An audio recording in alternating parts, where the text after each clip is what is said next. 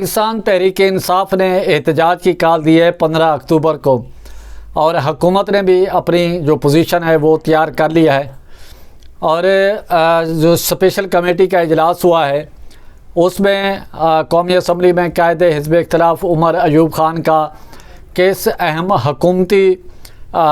رکن سے تلخ جملوں کا تبادلہ ہوا، تو میں تکرار ہوئی، اور آگے پھر انہوں نے کیا جواب دیا جس پر عمر ایوب خان خاموش ہو گئے۔ برسٹر گوہر اور برسٹر علی ظفر اس معاملے پر کیا سوچ رہے ہیں، اور آج جو پارلیمانی خصوصی کمیٹی آئینی ترمیم کے حوالے سے جو بنائی گئی ہے اس میں فیصلے کیا ہوئے ہیں وہ آپ کے سامنے رکھنا چاہتے ہیں۔ تو سب سے پہلے بات کرتے ہیں، پاکستان تحریک انصاف نے احتجاج کی کال دی ہے 15 اکتوبر کو۔ انہوں نے ایک دفعہ پھر اسلام آباد کی طرف احتجاج کی کال دی ہے، اور دوسری طرف اسلام آباد میں جو حکومت ہے وہ بھی اس سے زیرو ٹالرنس، یہ ایک دفعہ پھر سن لیں کہ زیرو ٹالرنس اس دن ہوگی اگر کسی قسم کا کوئی احتجاج پاکستان تحریک انصاف سے آتا ہے تو اس میں کوئی رعایت نہیں برتی جائے گی۔ اس حوالے سے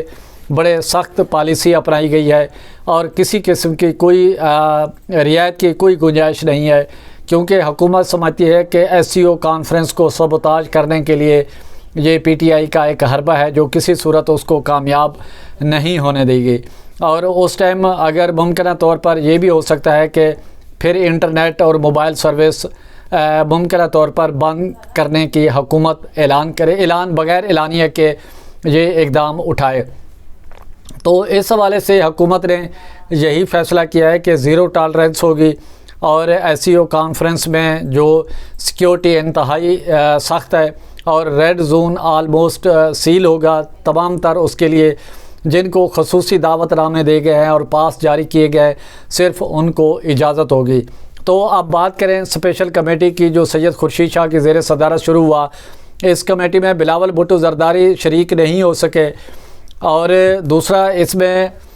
جو اسپیشل کمیٹی ہے اس میں قومی اسمبلی میں قائد حزب اختلاف عمر ایوب خان اور پاکستان پیپلز پارٹی کے جو سید نوید قمر ہیں ان کے درمیان تلخ جملوں کا تبادلہ ہوا، جس پر انٹروین کرنا پڑا وفاقی وزیر قانون اعظم نذیر تارڑ کو۔ تو اعظم نذیر تارڑ نے کہا کہ یہ جو اسپیشل کمیٹی آئینی ترمیم کے حوالے سے ہے تو اس میں آپ کسی قسم کی گرفتاری کی بات نہ کریں، اگر آپ کے پاس آئینی ترمیم کے لیے کوئی تجاویز ہیں تو وہ دیں، جو پاکستان تحریک انصاف کے کارکنوں کی گرفتاری کا معاملہ ہے وہ بعد میں ٹیک اپ کیا جائے گا، اور فورم پر اس کو دیکھا جا سکتا ہے۔ تو اس میں پھر پاکستان تحریک انصاف سے آئینی ترمیم پر تجاویز بھی دی گئی، اور پاکستان تحریک انصاف بھی گروپس میں بٹی ہوئی نظر آ رہی ہے۔ جیسا کہ ہم نے گزشتہ پروگرام میں بتایا تھا کہ پاکستان تحریک انصاف کی جو موجودہ قیادت باہر ہے وہ انتہائی مایوس کن ان کا کردار ہے۔ اگر وہ چاہتے تو جو سیاسی ایونٹ آئے ہیں بڑے بڑے اس میں اس سے فائدہ اٹھا سکتے تھے، اور بانی پی ٹی آئی جو چیئرمین ہیں عمران خان، اس کی جو رہائی کا راستہ ہموار ہو سکتا تھا۔ تو پاکستان تحریک انصاف کی جو موجودہ قیادت ہے شاید وہ سمجھتے ہیں کہ جب عمران خان باہر ہوگا تو ان کی جو سیاست ہے وہ شاید ختم ہو جائے گی، ان کو زیادہ اہمیت نہیں دی جا سکے گی۔ تو بہرحال جو پاکستان پیپلز پارٹی کے جہاں مسودہ ہے وہ آئینی کمیٹی میں دیا ہے، مولانا فضل الرحمان نے بھی 24 نکاتی جو مسودہ ہے وہ بھی آئینی کمیٹی کے حوالے کیا ہے، اور ایم کیو ایم کی طرف سے ابھی کوئی مسودہ نہیں ہے، وہ دیکھ لیے جو حکومت کی طرف سے جو مسودہ ہوگا اس کو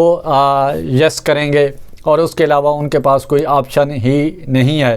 اور آج اسپیشل کمیٹی نے ایک ذیلی کمیٹی بھی تشکیل دی ہے، اور اس کے جو کنوینر ہیں وفاقی وزیر قانون اعظم نذیر تارڑ ہیں، ممبر سید نوید قمر، شیری رحمان،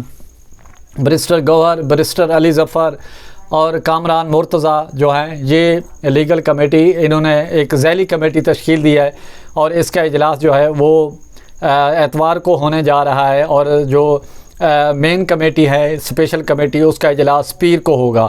تو اس حوالے سے پھر جو پاکستان پیپلز پارٹی کی لیگل کمیٹی ہے اور جمعیت علماء اسلام کی لیگل کمیٹی کا اجلاس بھی ہوا، اور پھر اسپیکر قومی اسمبلی سے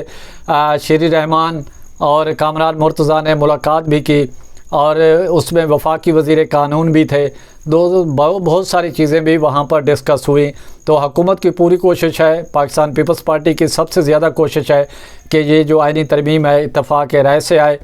اور مولانا فضل الرحمان کو بھی قائل کیا جائے۔ آپ دیکھنا یہ ہے کہ پی ٹی آئی اپنے آپ کو کس طرح ایڈجسٹ کر پاتی ہے، نہیں کر پاتی، یا وہ یہ اپنی سابقہ روٹین پہ، ضد پہ رہتی ہے، انا پہ رہتی ہے۔ سیاست میں آپ کو بتاتے چلیں کوئی ضد اور کوئی انا نہیں ہوتی، اس میں سیاسی جماعتوں نے اپنا راستہ ڈھونڈنا ہوتا ہے، اپنا شیئر لینا ہوتا ہے، وہ کہ وہ اپنا زیادہ سے زیادہ شیئر کتنا لے سکتے ہیں۔ یا یہ بھی ہو سکتا ہے کہ پاکستان تحریک انصاف نے جب شیئر لینے کی باری آئی تو انہوں نے وہ مواقع ضائع کر دیے، گنوا دیے۔ تو اب بھی یہ آگے آنے والا موقع آپ دیکھ رہے ہیں کہ اس میں پھر پاکستان تحریک انصاف اپنی پرانی روش پر رہتی ہے یا اس میں کچھ گین کر پاتی ہے۔ لیکن جیسا کہ ہم نے بتایا کہ پاکستان تحریک انصاف کے اندر بہت زیادہ دھڑے بندیاں ہیں اور شدید قسم کی ہیں، اور اس کا جو نقصان ہے ظاہر پاکستان تحریک انصاف کو ہے، ان کو اس طرف سوچنا ہوگا، گروپس بندی ختم کرنا ہوگی اگر انہوں نے عمران خان کو رہائی دلوانی ہے۔ اگر وہ آپس میں لڑتے رہے گی تو پھر کسی قسم کی رہائی نہیں ہونی اور پارٹی مزید خراب ہوگی۔ حکومت کو اس کا فائدہ ظاہر ہے حکومت اٹھا رہی ہے، ان کے آپس کی جو ہے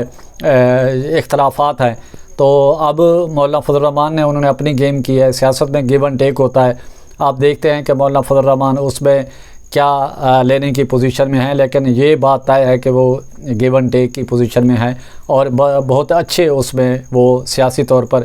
جا رہے ہیں، اور اپنے پوری یعنی کہ ملک کی سیاست جو ہے انہوں نے اپنے ارد گرد ان کے گھوم رہی ہے، اور ان کے بغیر کوئی مین ایکٹیویٹیز یا مین کوئی حکومتی فیصلے نہیں ہو پا رہے۔